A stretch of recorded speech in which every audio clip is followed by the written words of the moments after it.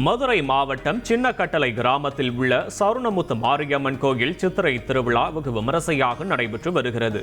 திருவிழாவின் முக்கிய நிகழ்வான பூக்குழி இறங்கும் நிகழ்வில் நூற்றுக்கணக்கான பக்தர்கள் அக்னி சட்டி ஏந்தியும் அலகு குத்தியும் ஊர்வலமாக வந்து பூக்குழி இறங்கி நேர்த்திக்கடன் செலுத்தினர். தஞ்சாவூர் மாவட்டம் கணபதி அக்ரஹாரம் கிராமத்தில் உள்ள திரௌபதியம்மன் கோயிலில் தீமிதி திருவிழா வெகு விமரிசையாக நடைபெற்றது.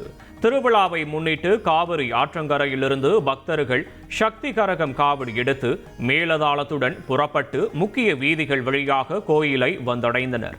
கோயில் அருகே அமைக்கப்பட்டிருந்த தீக்குண்டத்தின் எதிரே திரௌபதியம்மன் எழுந்தருள பெண்கள் உட்பட திரளான பக்தர்கள் தீ மிதித்து நேர்த்தி கடனை நிறைவேற்றினர். தஞ்சாவூர் மாவட்டம் வேப்பத்தூரில் உள்ள ஆத்தீஸ்வர சுவாமி கோயிலில் அமுது படையல் நிகழ்ச்சி வெகு விமரிசையாக நடைபெற்றது.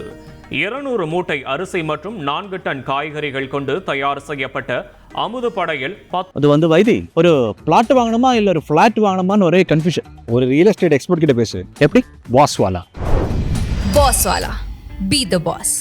1000க்கும் மேற்பட்ட பக்தர்களுக்கு பரிமாறப்பட்டது.